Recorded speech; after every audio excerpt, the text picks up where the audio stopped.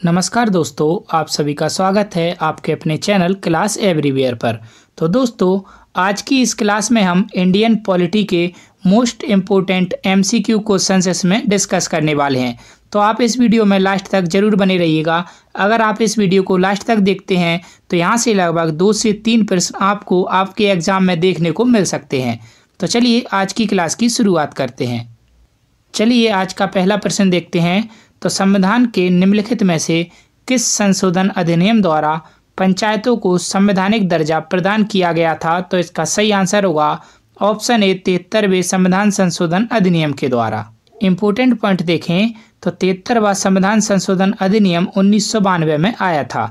साल 1992 में संसद द्वारा पारित किए गए 73वें संविधान संशोधन अधिनियम के जरिए पंचायतों को संवैधानिक दर्जा दिया गया था और इस अधिनियम के तहत संविधान में एक नया भाग 9 जोड़ा गया था जिसका शीर्षक पंचायत था और इस भाग में अनुच्छेद 243 से अनुच्छेद 243 ओ तक के प्रावधान शामिल हैं।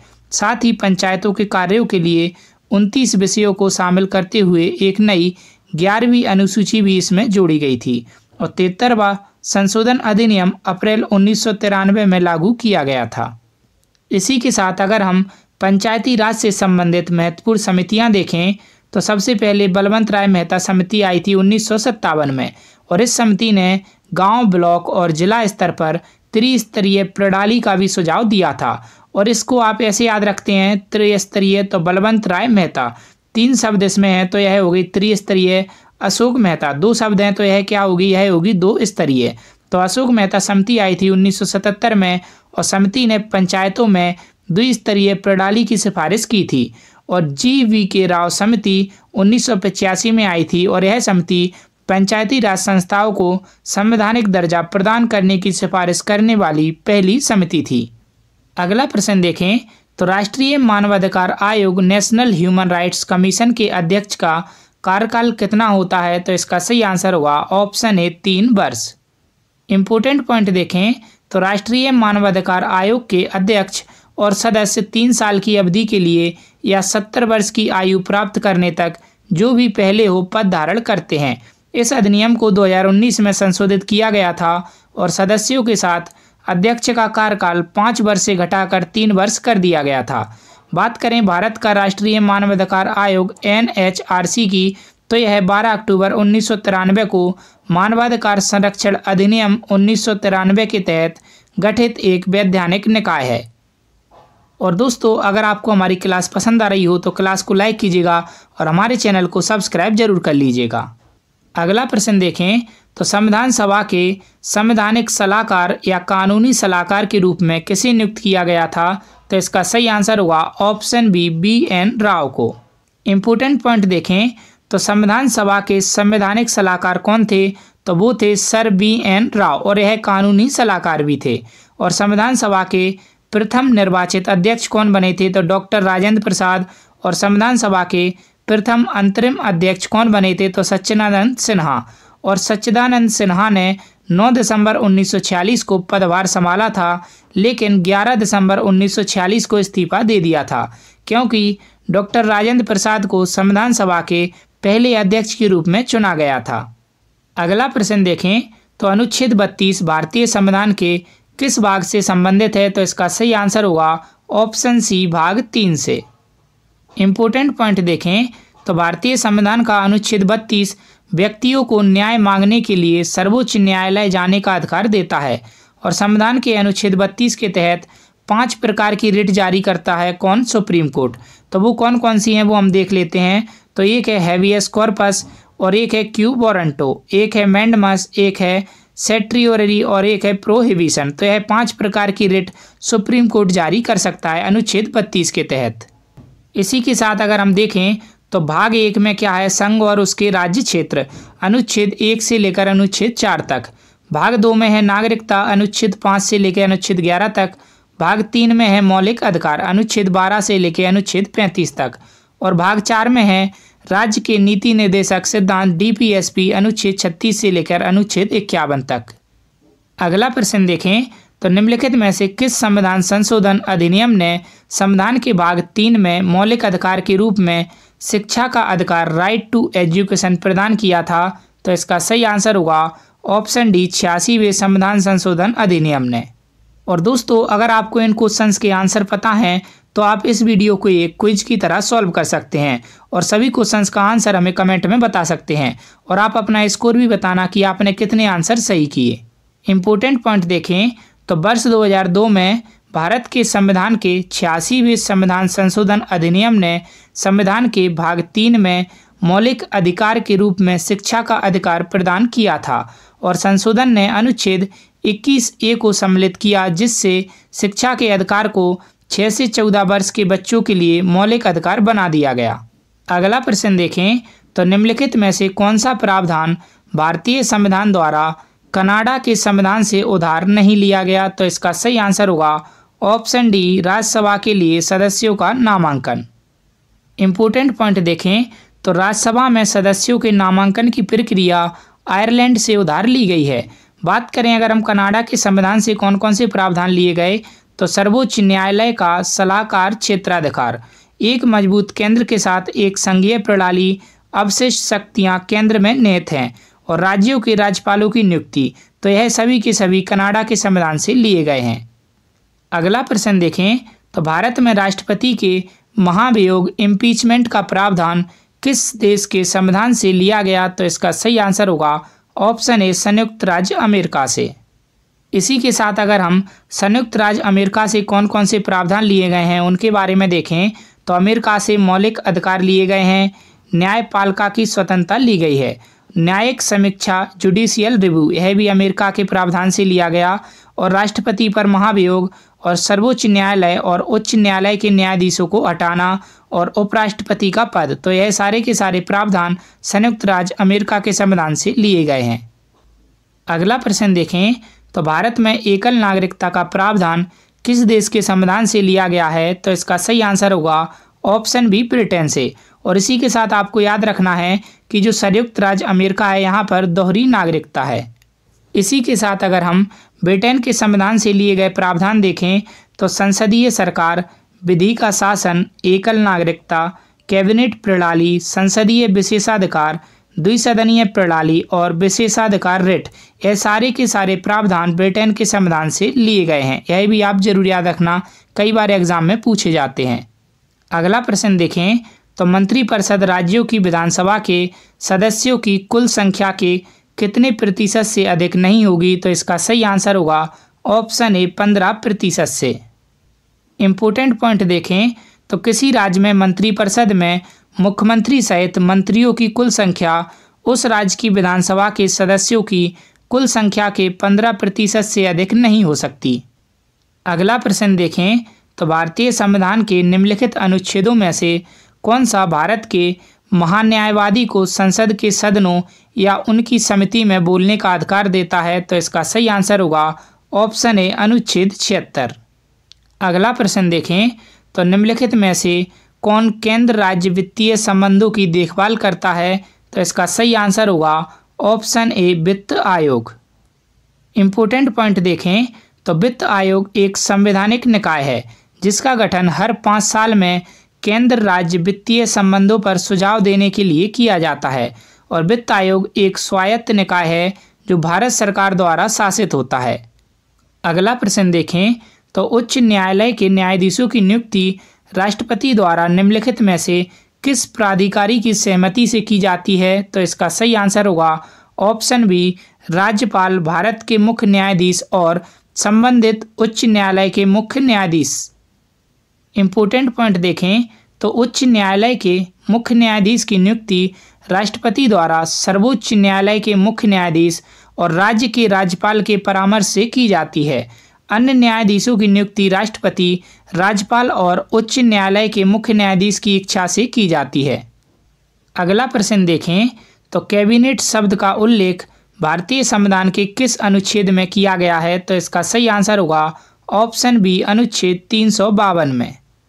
इम्पोर्टेंट पॉइंट देखें तो भारतीय संविधान में कैबिनेट शब्द का उल्लेख केवल एक बार अनुच्छेद 352 के 3 में किया गया है, जिसमें कहा गया है कि राष्ट्रपति तब तक कोई उद्घोषणा जारी नहीं करेंगे जब तक कि केंद्रीय कैबिनेट उन्हें लिखित रूप में सूचित न कर दे कि ऐसी उद्घोषणा जारी की जा सकती है। अगला प्रश्न देखें तो निम्नलिखित में से संसद को बुलाने या स्थगित करने तथा लोकसभा को भंग करने की शक्ति किसके पास है? तो इसका सही आंसर होगा ऑप्शन सी, राष्ट्रपति के पास। इम्पोर्टेंट पॉइंट देखें तो भारत के राष्ट्रपति के पास संसद को बुलाने या स्थगित करने और लोकसभा को भंग करने का अधिकार है। राष्ट्रपति संसद के दोनों सदनों की संयुक्त बैठक भी बुला सकते हैं, जिसकी अध्यक्षता लोकसभा के अध्यक्ष द्वारा की जाती है। अगला प्रश्न देखें तो किस संवैधानिक संशोधन द्वारा शिक्षा, वन, जंगली जानवरों और पक्षियों की सुरक्षा, वजन और माप जैसे विषयों को राज्य सूची से समवर्ती सूची में स्थानांतरित किया गया था? तो इसका सही आंसर होगा ऑप्शन सी, 42वें संविधान संशोधन अधिनियम 1976 के द्वारा। इम्पोर्टेंट पॉइंट देखें तो 1976 के 42वें संशोधन ने कुछ विषयों को राज्य सूची से समवर्ती सूची में स्थानांतरित कर दिया था। और ये विषय कौन कौन से हैं? तो यह विषय हैं शिक्षा, वन, जंगली जानवरों और पक्षियों की सुरक्षा, वजन और माप। अगला प्रश्न देखें तो निम्नलिखित में से कौन सा अनुच्छेद उच्च न्यायालयों के संगठन, स्वतंत्रता, अधिकार क्षेत्र, शक्तियों, प्रक्रियाओं आदि से संबंधित है? तो इसका सही आंसर होगा ऑप्शन डी, अनुच्छेद 214 से 231।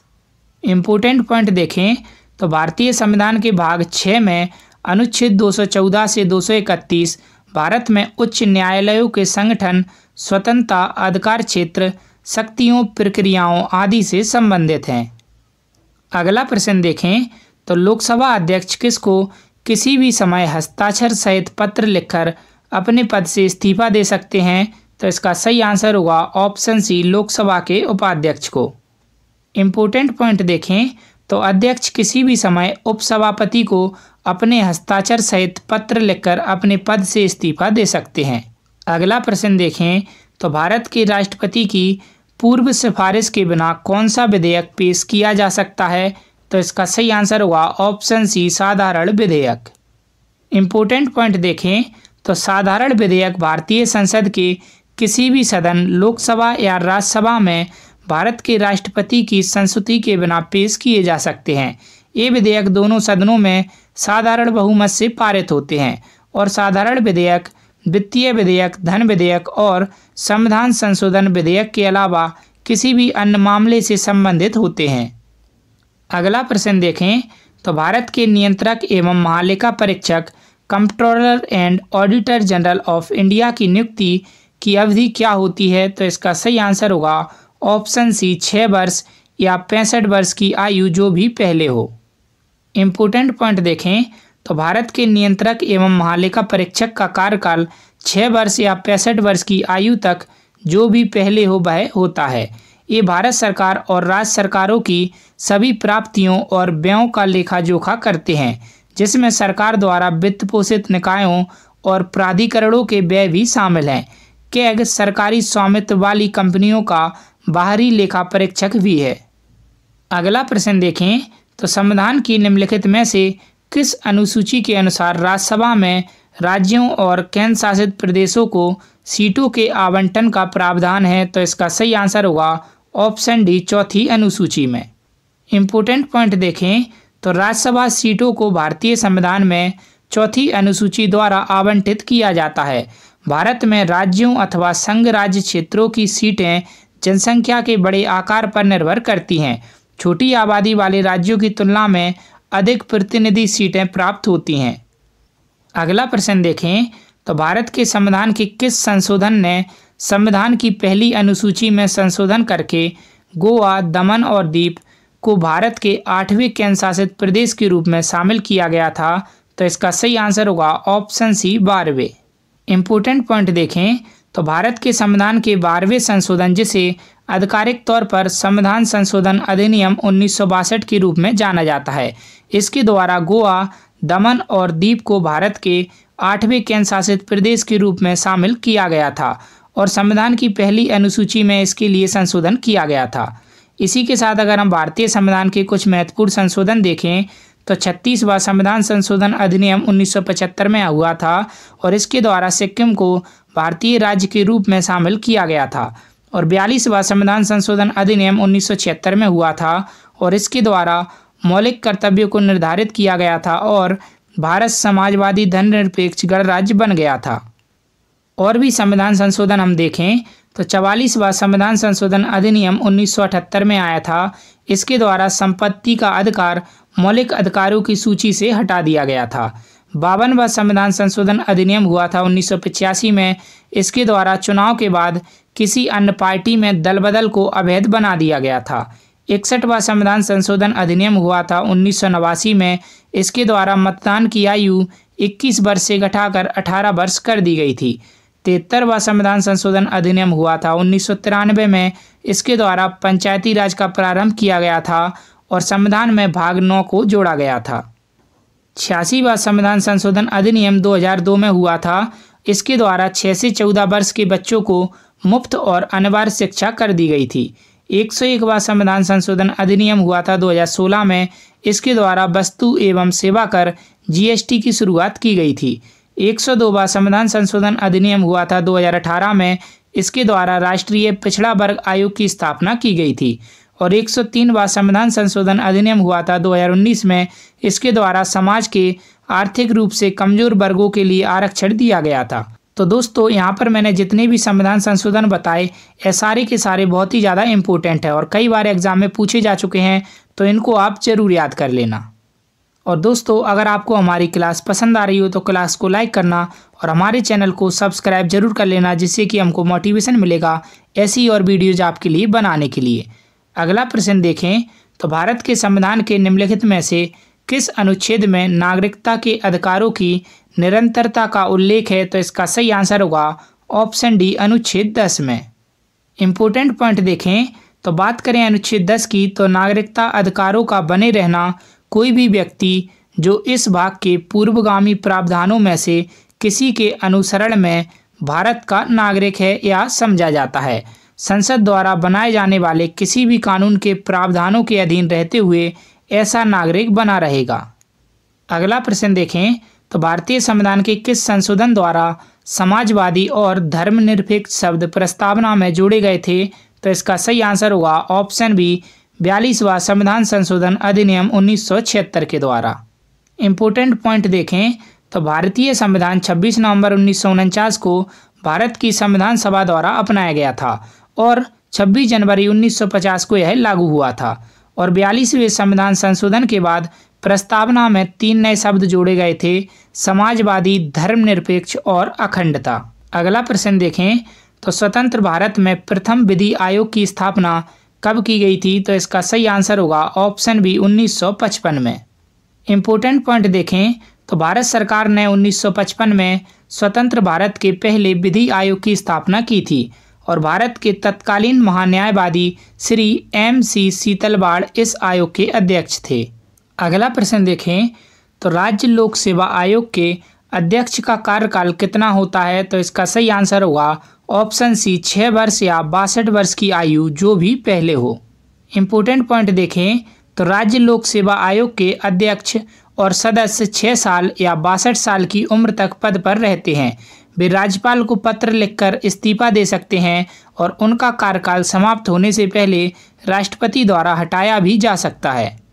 अगला प्रश्न देखें तो राष्ट्रपति की मृत्यु के कारण उत्पन्न होने वाली आकस्मिक रिक्ति के दौरान राष्ट्रपति के रूप में कौन कार्य करता है? तो इसका सही आंसर होगा ऑप्शन सी उपराष्ट्रपति। इम्पोर्टेंट पॉइंट देखें तो राष्ट्रपति के बाद भारत का उपराष्ट्रपति भारत का दूसरा सबसे बड़ा संवैधानिक कार्यालय है। भारतीय संविधान का अनुच्छेद 63 भारत के उपराष्ट्रपति से संबंधित है और बीमारी, सेवानिवृत्ति, महाभियोग या अन्य स्थितियों के कारण राष्ट्रपति की अनुपस्थिति में उपराष्ट्रपति राष्ट्रपति के रूप में कार्य करता है और भारत के उपराष्ट्रपति राज्यसभा के पदेन सभापति भी होते हैं। अगला प्रश्न देखें तो भारत के संविधान के किस अनुच्छेद में यह प्रावधान है कि प्रधानमंत्री के अध्यक्ष के साथ मंत्रियों की एक परिषद होगी? तो इसका सही आंसर होगा ऑप्शन डी अनुच्छेद 74 के 1 में। इम्पोर्टेंट पॉइंट देखें तो अनुच्छेद 74 के 1 में यह प्रावधान है कि एक मंत्रिपरिषद होगी जिसका अध्यक्ष प्रधानमंत्री होगा। अगला प्रश्न देखें तो किसने भारतीय संविधान की प्रस्तावना को भारतीय संविधान की राजनीतिक कुंडली के रूप में वर्णित किया है? तो इसका सही आंसर होगा ऑप्शन बी, कन्हैया लाल माणिकलाल मुंशी ने। इम्पोर्टेंट पॉइंट देखें तो कन्हैया लाल माणिकलाल मुंशी ने भारतीय संविधान की प्रस्तावना को भारतीय संविधान की राजनीतिक कुंडली के रूप में वर्णित किया है और भारतीय संविधान की प्रस्तावना उद्देश्य संकल्प पर आधारित है।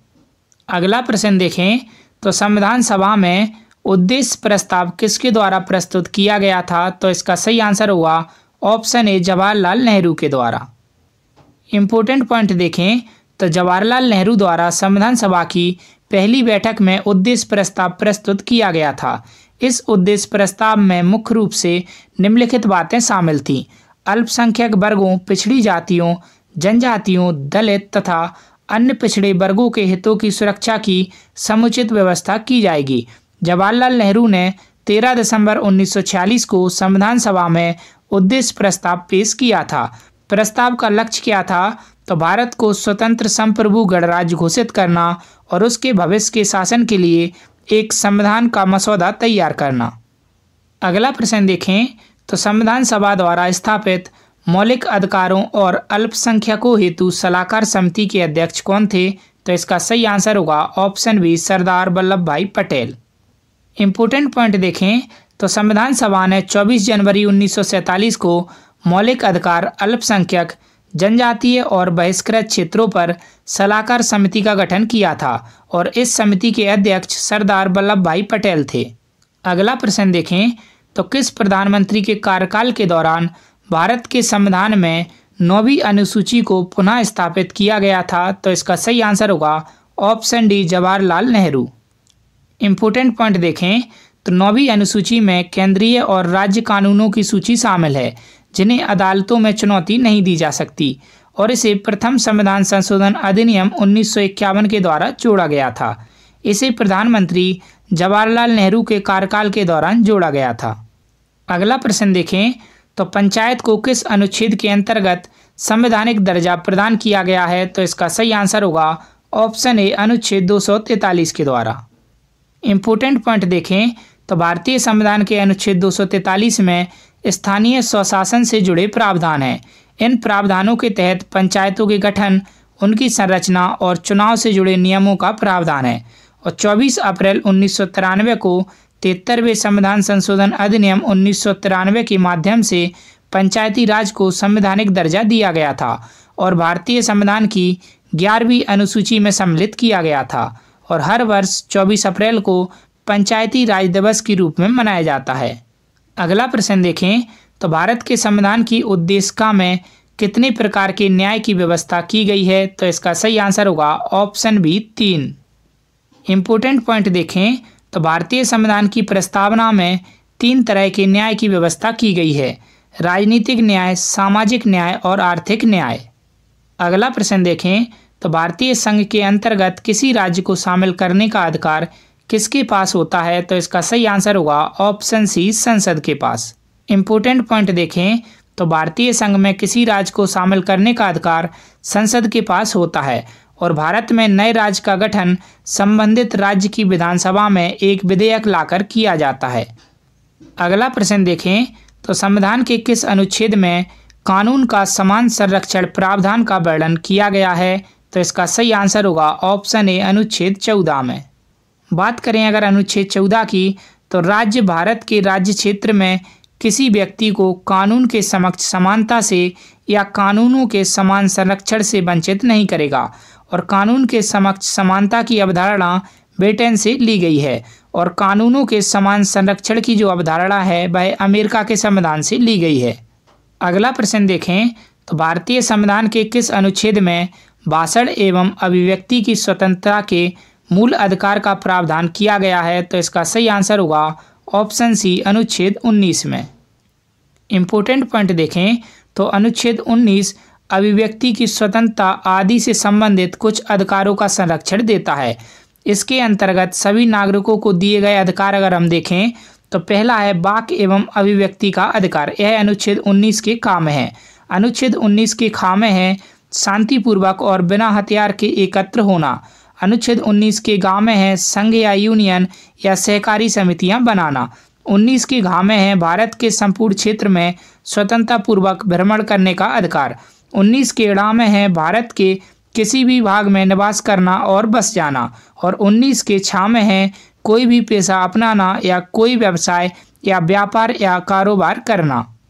अगला प्रश्न देखें तो भारतीय संविधान का कौन सा अनुच्छेद पंचायती राज गठन के लिए राज्य सरकारों को निर्देश देता है? तो इसका सही आंसर होगा ऑप्शन ए अनुच्छेद 40। इम्पोर्टेंट पॉइंट देखें तो अनुच्छेद 40 में यह निर्देश दिए गए हैं कि राज्य पंचायतों की स्थापना के लिए आवश्यक कदम उठाएं और ग्रामीण स्तर पर सभी प्रकार के कार्य एवं अधिकार उन्हें देने का प्रयत्न करें। अगला प्रश्न देखें तो संविधान के किस अनुच्छेद के अंतर्गत भारत के राष्ट्रपति को अध्यादेश जारी करने की शक्ति का प्रावधान किया गया है? तो इसका सही आंसर होगा ऑप्शन सी अनुच्छेद 123 के द्वारा।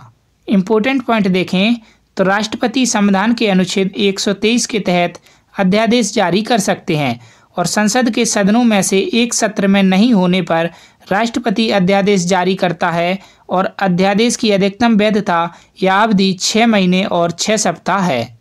अगला प्रश्न देखें तो भारत का महान्यायवादी अटॉर्नी जनरल ऑफ इंडिया किसके द्वारा नियुक्त किया जाता है? तो इसका सही आंसर होगा ऑप्शन ए भारत के राष्ट्रपति के द्वारा। इम्पोर्टेंट पॉइंट देखें तो भारत के महान्यायवादी की नियुक्ति भारत के राष्ट्रपति द्वारा की जाती है और महान्यायवादी संघ की कार्यकारी का एक हिस्सा है और वह देश का सर्वोच्च कानून अधिकारी होता है। अनुच्छेद 76 भारत के महान्यायवादी के लिए प्रावधान तय करता है वह संसद के दोनों सदनों की कार्यवाही में भाग ले सकते हैं लेकिन मतदान नहीं कर सकते। अगला प्रश्न देखें तो सर्वोच्च न्यायालय का न्यायाधीश अपने पद से हटने के लिए त्यागपत्र किसको दे सकता है? तो इसका सही आंसर होगा ऑप्शन डी राष्ट्रपति को। इम्पोर्टेंट पॉइंट देखें तो भारत के सर्वोच्च न्यायालय के न्यायाधीश राष्ट्रपति को पत्र लिखकर अपना इस्तीफा दे सकते हैं। न्यायाधीश 65 साल की उम्र तक पद पर रहते हैं लेकिन राष्ट्रपति को इस्तीफा देकर इससे पहले भी वह पद छोड़ सकते हैं। बात करें अगर नियुक्ति की तो सर्वोच्च न्यायालय के न्यायाधीशों की नियुक्ति राष्ट्रपति के द्वारा की जाती है। अगला प्रश्न देखें तो राज्यपाल को पद की शपथ ग्रहण किसके द्वारा कराई जाती है? तो इसका सही आंसर होगा ऑप्शन बी उच्च न्यायालय के मुख्य न्यायाधीश के द्वारा। इम्पोर्टेंट पॉइंट देखें तो राज्य या केंद्र शासित प्रदेश या उच्च न्यायालय के मुख्य न्यायाधीश अनुच्छेद 159 के अनुसार राज्यपाल को शपथ दिलाते हैं। राज्यपाल मुख्यमंत्री और राज्य के अन्य मंत्रियों को शपथ दिलाता है। अगला प्रश्न देखें तो राज्य के राज्यपाल को किसके द्वारा नियुक्त किया जाता है? तो इसका सही आंसर होगा ऑप्शन सी राष्ट्रपति के द्वारा। इम्पोर्टेंट पॉइंट देखें तो भारत के संविधान के अनुच्छेद 155 के मुताबिक किसी राज्य के राज्यपाल की नियुक्ति राष्ट्रपति करता है। अगला प्रश्न देखें तो राष्ट्रपति शासन अधिकतम कितने वर्ष के लिए लगाया जा सकता है? तो इसका सही आंसर होगा ऑप्शन बी 3 वर्ष के लिए। इम्पोर्टेंट पॉइंट देखें तो यदि संसद के दोनों सदनों द्वारा अनुमोदन कर दिया जाता है तो राष्ट्रपति शासन 6 महीने की अवधि के लिए जारी रहता है। इसे प्रत्येक 6 माह में संसद की मंजूरी से अधिकतम 3 वर्ष की अवधि के लिए बढ़ाया जा सकता है। इसी के साथ अगर हम और भी इम्पोर्टेंट पॉइंट देखें तो भारतीय संविधान के भाग 18 में आपातकालीन प्रावधान दिए गए हैं जैसे राष्ट्रीय आपातकाल, राज्य आपातकाल और वित्तीय आपातकाल। तो राष्ट्रीय आपातकाल युद्ध या बाहरी आक्रमण या आंतरिक अशांति के कारण यह आपातकाल लगाया जाता है अनुच्छेद 352 के तहत। राज्य आपातकाल राज्यों में संवैधानिक तंत्र की विफलता के मामले में लगाया जाता है अनुच्छेद 356 के द्वारा। और वित्तीय आपातकाल वित्तीय संकट के कारण लगाया जाता है अनुच्छेद 360 के द्वारा। अगला प्रश्न देखें तो भारत के संविधान के कौन से अनुच्छेद में भारतीय निर्वाचन आयोग इलेक्शन कमीशन ऑफ इंडिया की स्थापना की बात की गई? तो इसका सही आंसर होगा ऑप्शन ए अनुच्छेद 324 में। इम्पोर्टेंट पॉइंट देखें तो संविधान के भाग 15 में अनुच्छेद 324 से 329 हमारे देश में निर्वाचन प्रणाली के संबंध में प्रावधान करते हैं और अनुच्छेद 324 में क्या क्या है तो चुनाव का अधीक्षण, निर्देशन और नियंत्रण चुनाव आयोग में नियुक्त होना। अगला प्रश्न देखें तो भारतीय संविधान में किस अनुच्छेद के प्रावधानों के अंतर्गत संशोधन किया जा सकता है? तो इसका सही आंसर होगा ऑप्शन ए अनुच्छेद 368 के तहत। इम्पोर्टेंट पॉइंट देखें तो भारतीय संविधान में संशोधन करने के लिए अनुच्छेद 368 के प्रावधानों का पालन किया जाता है। संविधान के भाग 20 में स्थित इस अनुच्छेद के मुताबिक संसद को संविधान में संशोधन करने का अधिकार है। संसद संविधान में किसी भी प्रावधान को जोड़ने, बदलने या हटाने का अधिकार रखती है। अगला प्रश्न देखें तो भारत में नागरिकों के मौलिक अधिकारों में संशोधन किसके द्वारा किया जा सकता है? तो इसका सही आंसर होगा ऑप्शन बी, संसद के द्वारा। इम्पोर्टेंट पॉइंट देखें तो भारत में नागरिकों के मौलिक अधिकारों में संशोधन करने के लिए संसद सक्षम है, लेकिन यह संशोधन इस तरह से किया जाना चाहिए कि यह संविधान की मूल संरचना को प्रभावित नहीं करता हो और संशोधन विधेयक को विशेष बहुमत के माध्यम से पारित किया जाना चाहिए, यानी उपस्थित और मतदान करने वाले सदस्यों के 2/3 बहुमत से। भारत में मौलिक अधिकार संयुक्त राज्य अमेरिका के संविधान से लिए गए हैं। यह संविधान के भाग 3 में अनुच्छेद 12 से अनुच्छेद 35 तक वर्णित किए गए हैं। बात करें अगर भारतीय नागरिकों को मिलने वाले मौलिक अधिकारों के बारे में, तो समानता का अधिकार दिया गया है अनुच्छेद 14 से अनुच्छेद 18 तक। स्वतंत्रता का अधिकार दिया गया है अनुच्छेद 19 से अनुच्छेद 22 तक। शोषण के विरुद्ध अधिकार दिया गया है अनुच्छेद 23 से 24 तक। धार्मिक स्वतंत्रता का अधिकार दिया गया है अनुच्छेद 25 से अनुच्छेद 28 तक। संस्कृति और शिक्षा का अधिकार दिया गया है अनुच्छेद 29 से 30 तक। संवैधानिक अधिकार दिया गया है अनुच्छेद 32 से लेकर 35 तक।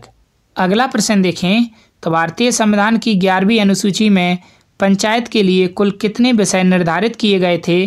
तो इसका सही आंसर होगा ऑप्शन सी, 29।